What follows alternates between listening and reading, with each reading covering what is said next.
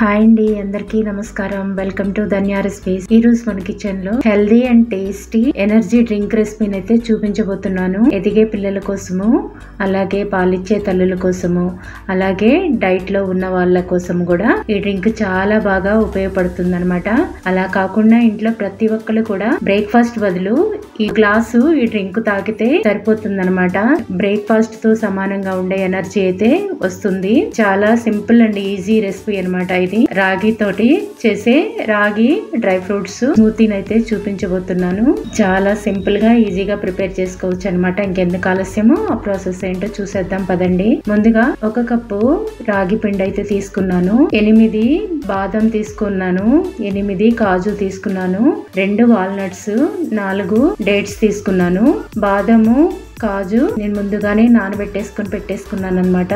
Dates ని walnuts ని అయితే నానబెట్టలేదు. మీకు అవి కూడా నచ్చితే మీరు నానబెట్టేసుకోండి. నెక్స్ట్ ప్రాసెస్ ఏంటో చూద్దాం పదండి. ముందుగా ఒక కడాయి పెట్టేసుకున్నాను స్టవ్ మీద. స్టవ్ అయితే ఆన్ లో లేదు. రాగి పిండిని అయితే వేసేసుకున్నాను. 1 కప్పు రాగి పిండికి 2 కప్పుల వాటర్ అయితే వేసుకుంటున్నాను. ముందుగా రాగి పిండిని అయితే ఉడికించుకోవాలి ఒక 5 మినిట్స్.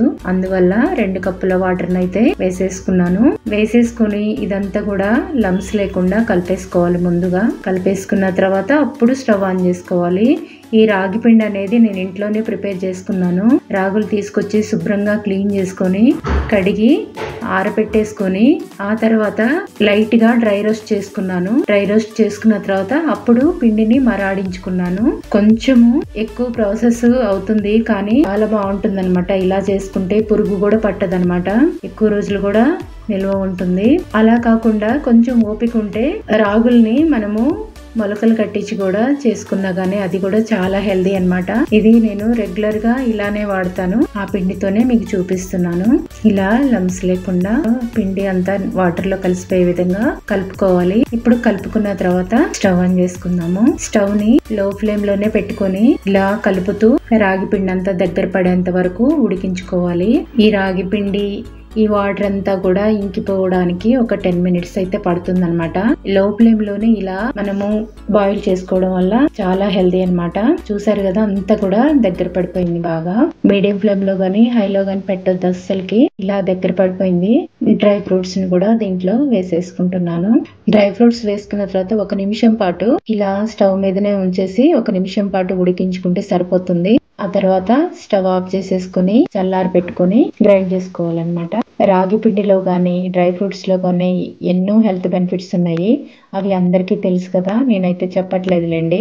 ఒక మిక్సీ జార్ తీసుకున్నాను, చల్లగా ఆరిపోయింది. ఈ రాగి పిండి అంతటిని కూడా దీంట్లో వేసుకున్నాను. ఒక 1/2 కప్పు హనీ వేసుకుంటున్నాను. ఈ ప్లేస్ లో మీరు బెల్లమైనా వేసుకోవచ్చు. మూత పెట్టేసుకుని కోర్స్ గా గ్రైండ్ చేసుకున్నాము. చూసారు కదా, ఈ విధంగా అయితే గ్రైండ్ అయిపోయింది మెత్తగా అంతా కూడా. డ్రై ఫ్రూట్స్ కూడా బాగా నలిగిపోయాయి. ఇలా మిక్సీ పట్టుకున్న తర్వాత 1 కప్పు పాలు అయితే వేసుకోవాలి. అంటే ఒక 200 ml పాలు అయితే వేసుకొని కాచి చల్లార్చిన పాలు అనమాట. కాచి చల్లార్చిన పాలు వేసుకొని మరొకసారి గ్రైండ్ చేసుకోవాలి. గ్రైండ్ చేసుకొని ఇంకా సర్వ్ చేసుకోవడం అనమాట. చూసారు కదా, పాలు వేసిన తర్వాత కూడా ఇలా మిక్స్ చేసుకున్నాను. ఇప్పుడు ఇలా గ్లాసులోకి పోసేసుకుందాము.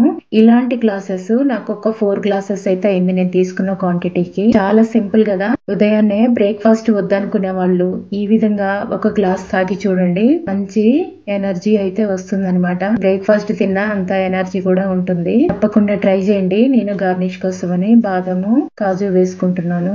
చాలా సింపుల్ అనమాట, కానీ హెల్దీ అండ్ ఎనర్జీ కూడా. తక్కువ టైంలో బ్రేక్ఫాస్ట్ అయితే ప్రిపేర్ చేసుకోవచ్చు. ఇలా ఈ విధంగా ఒకసారి బ్రేక్ఫాస్ట్ బదులు ఈ విధంగా ట్రై చేసి చూడండి. చాలా మంచిదన్నమాట. తప్పకుండా ట్రై చేసి మీ ఫీడ్బ్యాక్ అనేది నాకు ఇవ్వండి. ఈ వీడియో మీకు నచ్చినట్లయితే లైక్ చేయండి, షేర్ చేయండి, సబ్స్క్రైబ్ చేసుకుని పక్కన ఉన్న బెల్ ఐకాన్ ని క్లిక్ చేయండి.